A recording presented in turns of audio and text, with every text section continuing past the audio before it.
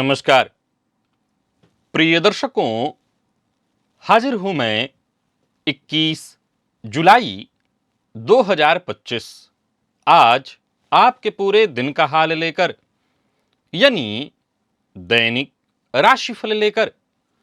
वार के स्वामी चंद्रदेव को नमन कर चलिए राशिफल का यह कार्यक्रम प्रारंभ करते हैं।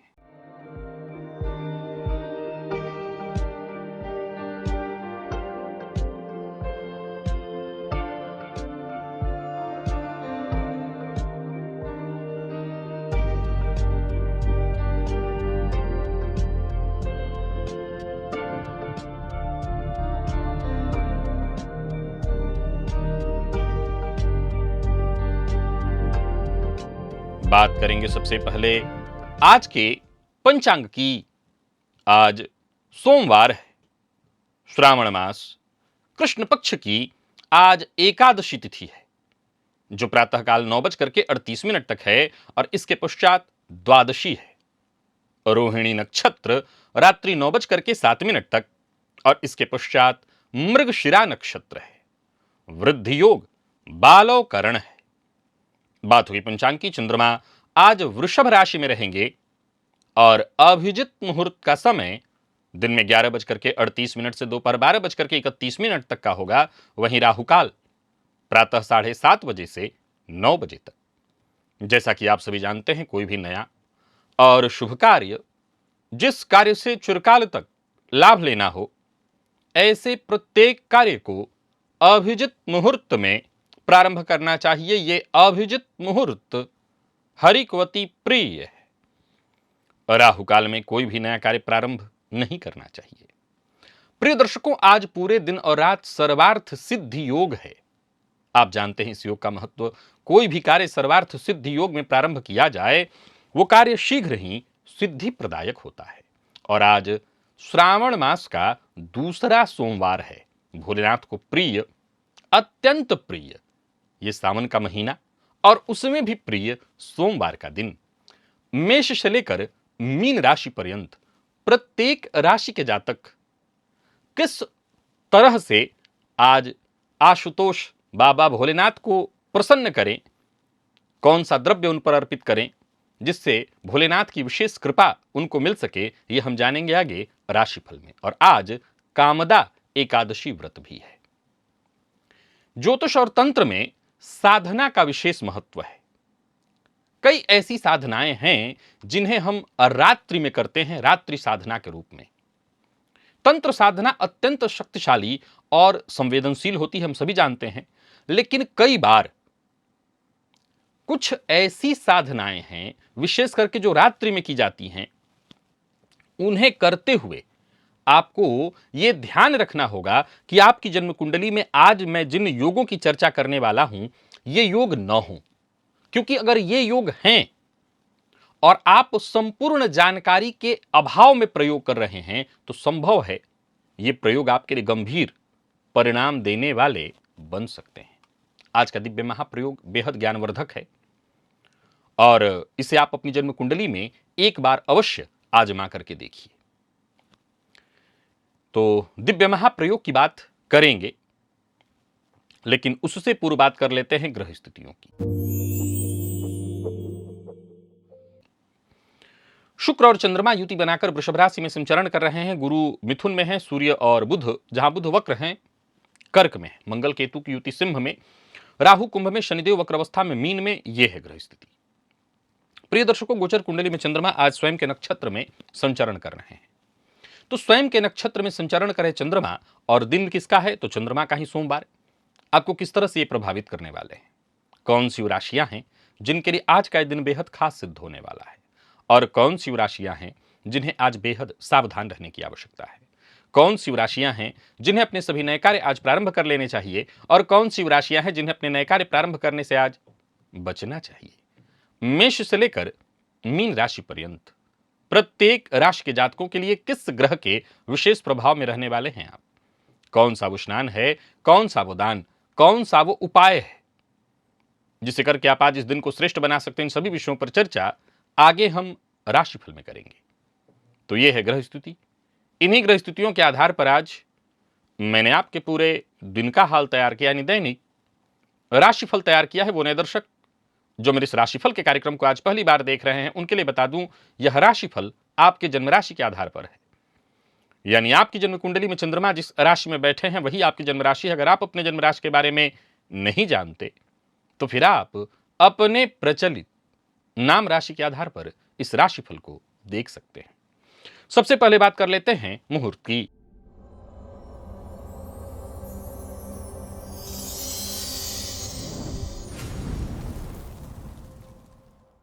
26 जुलाई दिन शनिवार, कोई भी मुहूर्त उस दिन नहीं है। और किस भाव में है आपकी जन्म कुंडली में? शुक्र लग्न में है, द्वितीय, चतुर्था, पंचम आदि 9 ऐसे भाव हैं जन्म कुंडली के, जहां अगर शुक्र हैं तो यह तय है कि धन की अधिष्ठात्री मां लक्ष्मी आपसे प्रसन्न है। पर विचार करना होगा, 9 ऐसे भाव, क्या आपको लगता है कि आपकी कुंडली में संभवतः इन्हीं 9 में से किसी भाव में शुक्र न हो सकते हैं? तो फिर क्या आपको ऐसा भी लगता है कि धन की कोई कमी आपको नहीं है? फिर कहां प्रसन्न है धन की अधिष्ठात्री मां लक्ष्मी? अगर नहीं आपके पास धन की समस्या, किल्लत बनी हुई है, तो फिर यह सूत्र जैसा कह रहा है कि जातक के ऊपर मां लक्ष्मी की विशेष कृपा होगी, मां लक्ष्मी उससे प्रसन्न होंगी, फिर इसमें कोई ना कोई गड़बड़ी होगी। एक अद्भुत तर्क से युक्त ऐसा विषय जिसे आपको अवश्य देखना चाहिए यदि आपकी रुचि ज्योतिष में है। यहां मैं आपको एक लिंक शेयर कर रहा हूं और इस वीडियो को एक बार आप अवश्य देखिए। और चलिए चलते हैं दिव्य महाप्रयोग की ओर।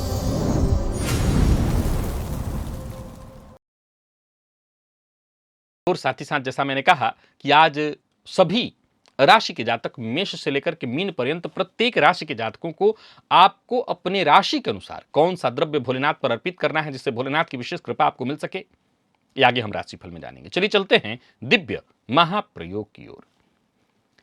प्रिय दर्शकों, मैं सबसे पहले बात कर लेता हूं साधना की, क्योंकि मैं खुद ही आप उनमें से एक हूं जो आपको कई तरह की साधनाएं बताता रहता हूं, रात्रि में भी साधना करने के लिए कहता हूं।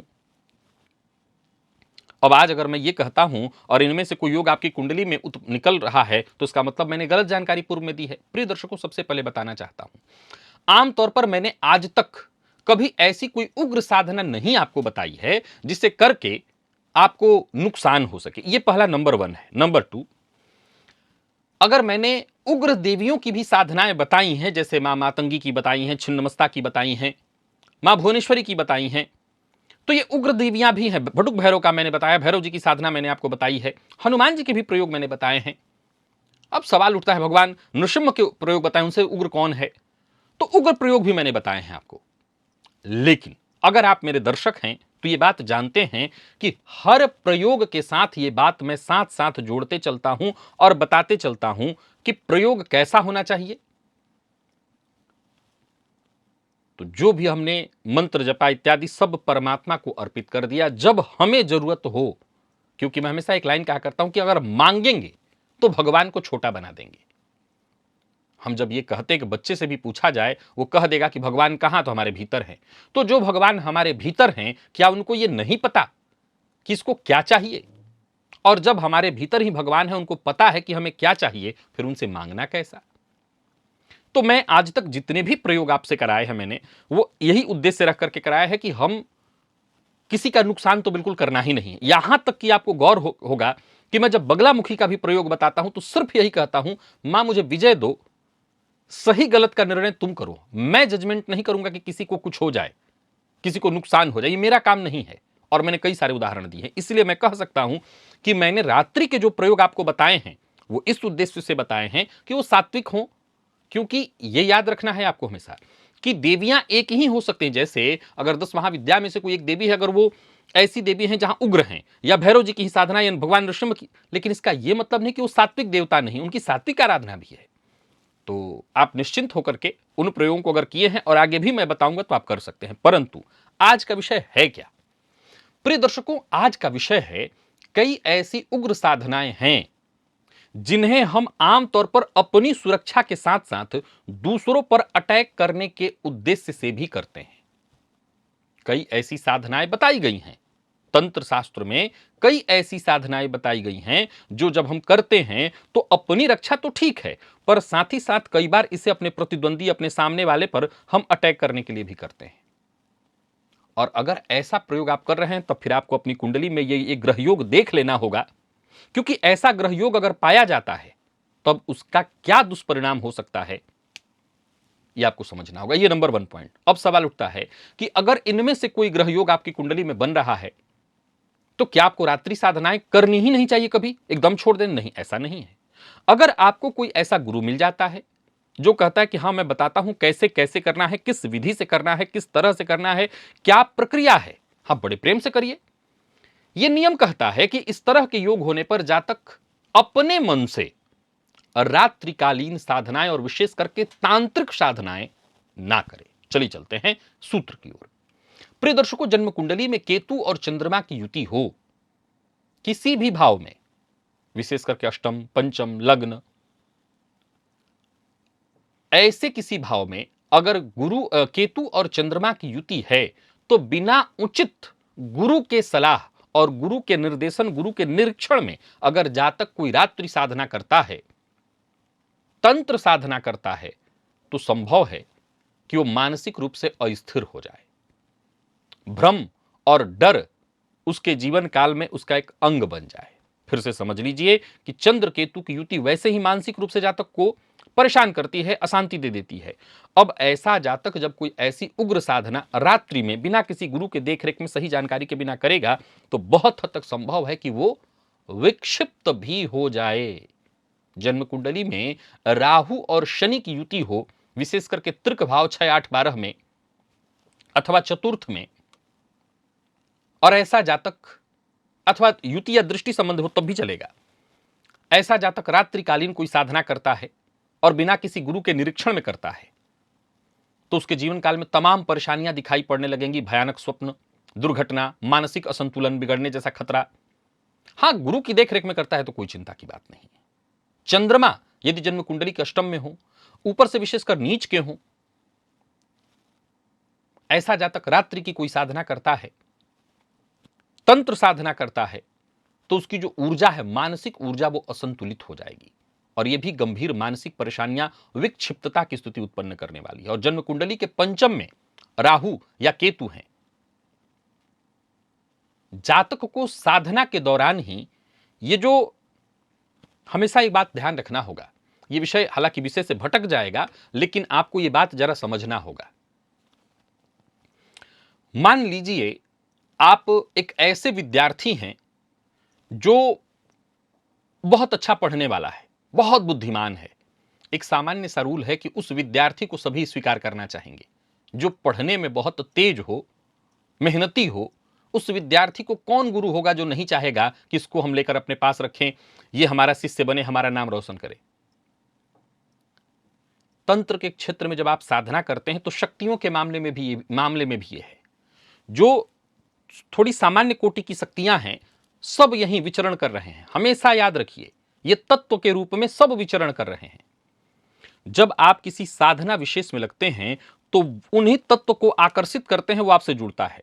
लेकिन कई बार क्या होता है कि जब आप कोई साधना करने बैठे तो नकारात्मक, नेगेटिव शक्ति, आप हो सकता है किसी नकारात्मक प्रयोग को ही कर रहे हो, किसी को मारने का ही प्रयोग कर रहे हो, लेकिन उस दौरान कोई ऐसी शक्ति जो बिल्कुल ही नकारात्मक हो सकता है वो आप ही को नुकसान पहुंचा दे, ऐसी शक्तियों के आपके साथ संपर्क होने का जोखिम बढ़ जाता है और संभव है कि ऐसा जातक उस दौरान अपनी साधना पूर्ण न कर पाए और उसका जो परिणाम होगा वो निसंदेह सिद्धिदायक नहीं, विनाशकारी होगा।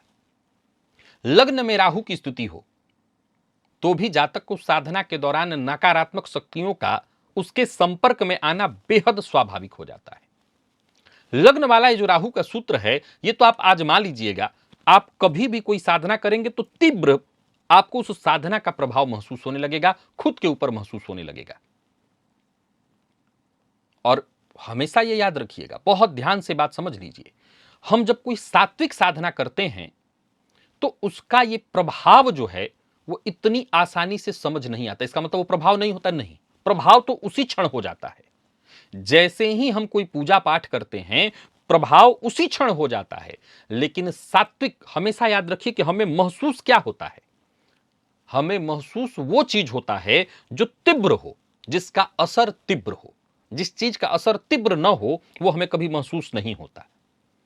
अब जब हम कोई सात्विक साधना करते हैं तो उसका प्रभाव भी हमें मिलने लगता है, लेकिन उसका असर तीव्र एकदम से नहीं होता कि तुरंत पलट दे कुछ भी।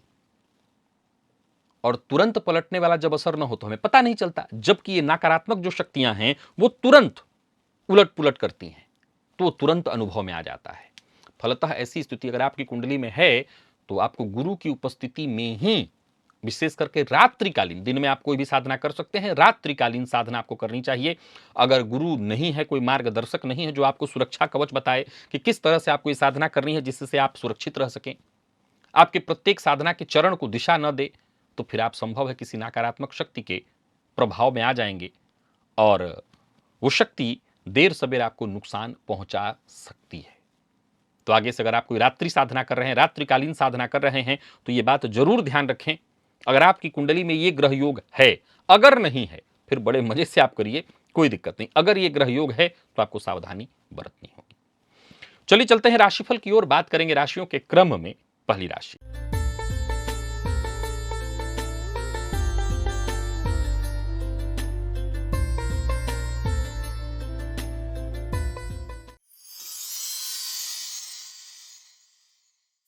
मेष राशि के जातकों के लिए आइए जानें कि आज आशुतोष को आपको प्रसन्न कैसे करना है। आज गोचर कुंडली में चंद्रमा आपकी राशि से दूसरे धन भाव में है। आशुतोष को प्रसन्न करने के लिए गुड़ मिश्रित जल में गुड़ मिला लीजिए और उसी जल को भोलेनाथ पर जाकर के अर्पित करिए। मां लक्ष्मी की विशेष कृपा बनेगी। द्वितीय में गोचर कुंडली में चंद्रमा संचरण करें, धनागमन धन संचयन की स्थिति बनेगी। बातचीत में आपके मधुरता आएगी, रुके हुए कार्य आपके बनेंगे और कुल मिलाकर के ये प्रयोग आप कर लेते हैं तो भोलेनाथ की विशेष कृपा आपको बनी रहेगी।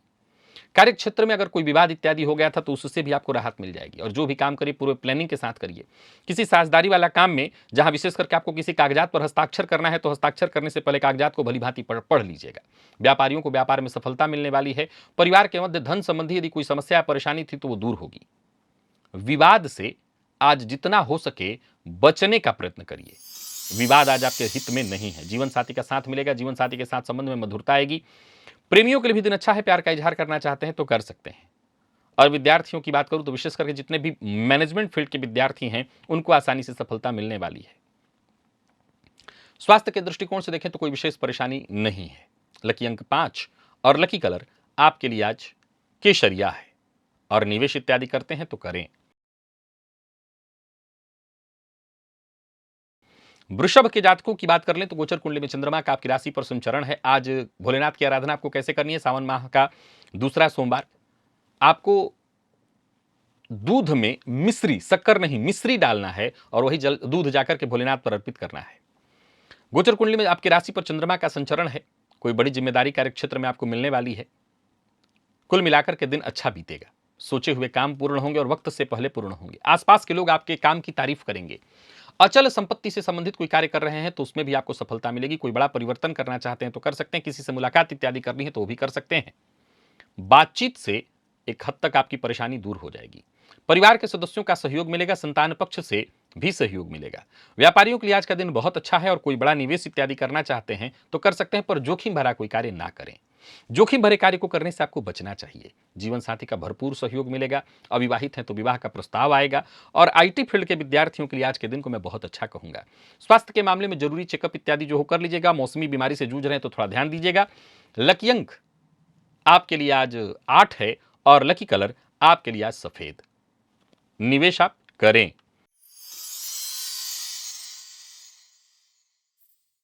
मिथुन के जातकों की बात करें तो गोचर कुंडली में चंद्रमा का आपकी राशि से 12वें में होना, थोड़ी सावधानी बरतनी है। 5 प्रकार का कोई फल लीजिए, कोई भी 5 प्रकार का फल, और भोलेनाथ पर जाकर के अर्पित करिए और वहीं मंदिर में एकांत में बैठ करके ओम नमः शिवाय का जितना हो सके कम से कम 108 बार जप कर लीजिएगा। गोचर कुंडली में ये जो 12वें का चंद्रमा है, इस से उत्पन्न जो भी मानसिक अशांति परेशानी उससे आपको मुक्ति मिलेगी। मानसिक उथल पुथल बेचैनी से आपको राहत मिलेगी। कार्यस्थल पर है तो थोड़ा विनम्र रहिएगा। सबके साथ मिलजुल करके आगे बढ़िए और साथ काम करने वाले लोगों का जो सहयोग मिलना चाहिए वो मिलेगा नहीं, पर फिर भी कोई बात नहीं। दूसरे के भरोसे आपको नहीं रहना है। बाकी मैं जैसा कि देख पा रहा हूं, काम आपके बनेंगे, घबराने की कोई आवश्यकता नहीं। थोड़ी दिक्कत आएगी, बस भोलेनाथ की आराधना आप कर लीजिएगा, सब ठीक होगा। आमदनी आज अठन्नी और खर्चा रुपया रहने वाला है। राजनीतिज्ञ है तो जरा संभल करके रहिएगा और अपना व्यवहार भी जरा संभल करके ही करिएगा। किसी भी बर्बाद बात पर आक्रामक मत होइएगा। बाकी लव लाइफ के दृष्टिकोण से आज के दिन को मैं बढ़िया कहूंगा। विद्यार्थियों की बात करूं तो आलस्य थोड़ा रहेगा, बाकी वैसे दिन ठीक है, कोई दिक्कत नहीं है। पेट जन्य बीमारियां हो सकती हैं, उसका ख्याल रखें। लकी अंक 1 और लकी कलर आपके लिए आज ग्रे है। निवेश ना करें।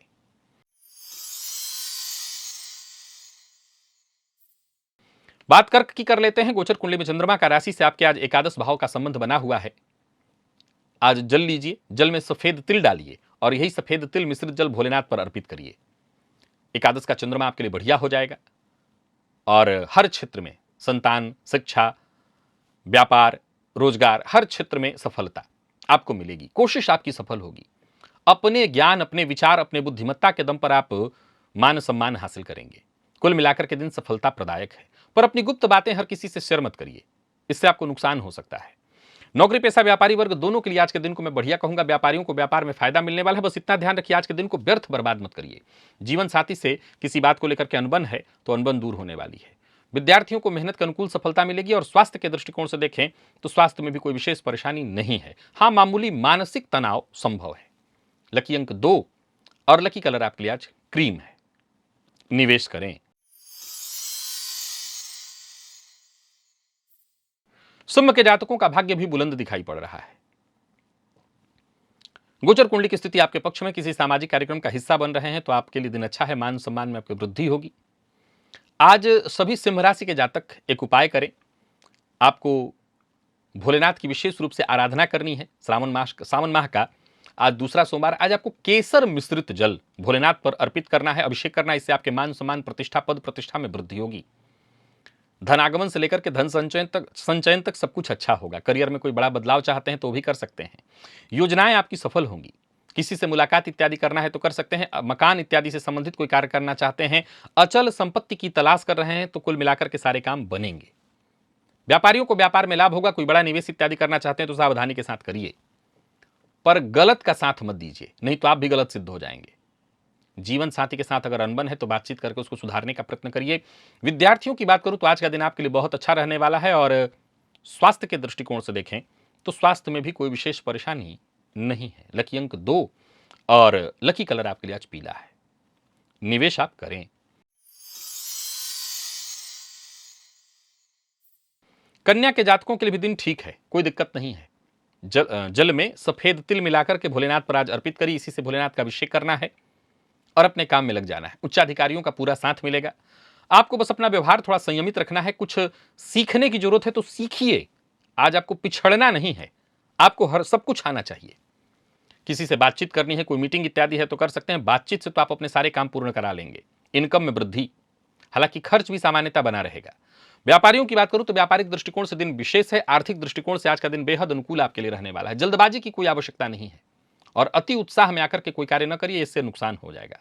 दांपत्य जीवन में यदि कोई परेशानी थी वो परेशानी दूर होगी। लव लाइफ के दृष्टिकोण से आज के दिन को मैं बढ़िया कहूंगा। विद्यार्थियों के लिए समय सकारात्मक दिख रहा है। किसी तरह की चिंता इत्यादि से गुजर रहे थे तो राहत मिलेगी। लकी अंक 8, लकी कलर आपके लिए आज सफेद है। निवेश करें। वहीं तुला के जातकों की बात कर लें तो गोचर कुंडली में चंद्रमा राशि से आपके आज अष्टम में है। थोड़ा सा सचेत तो आपको रहना ही होगा। भोलेनाथ के मंदिर में जाइए और भोलेनाथ पर सफेद चंदन, सफेद पुष्प अर्पित करिए। इससे मानसिक शांति आपको मिलेगी। रोजमर्रा के कामों में जो भी चिंता, अड़चने, बाधाएं, परेशानियां आ रही थी वो दूर होंगी। मन और मस्तिष्क सक्रिय होगा और सही दिशा में काम करेगा। लंबे समय से कोई रुका हुआ कार्य आपका बनेगा। परंतु याद रखिएगा, किसी के यहां जाना, किसी रिश्तेदार के यहां जाना ठीक नहीं है। किसी को धन उधार देना, दिलाना, ऐसा कोई कार्य करना ठीक नहीं। किसी सामाजिक कार्यक्रम का हिस्सा बनने से जरा सावधानी से बचिए, यह भी ठीक नहीं है। और ऑफिस में भी जरा आपको सजग और सतर्क रहना है, अन्यथा नुकसान हो जाएगा। कोई भी जोखिम भरा कार्य मत करिए, जोखिम भरा कोई निवेश मत करिए, नुकसान हो जाएगा। तो कुल मिलाकर के तुला के जातकों को सावधानी बरतनी है। लव लाइफ के मामले में दिन सामान्य। जीवन साथी के साथ संबंध में भी मधुरता बनाए रखिए, अन्यथा अनबन या मतभेद होगा। विद्यार्थियों की बात करूं तो परिणाम अगर कोई आ रहा है परीक्षा का तो बहुत अच्छा नहीं दिख रहा। लकी अंक 2, लकी कलर आपके लिए जामुनी है। निवेश ना करें।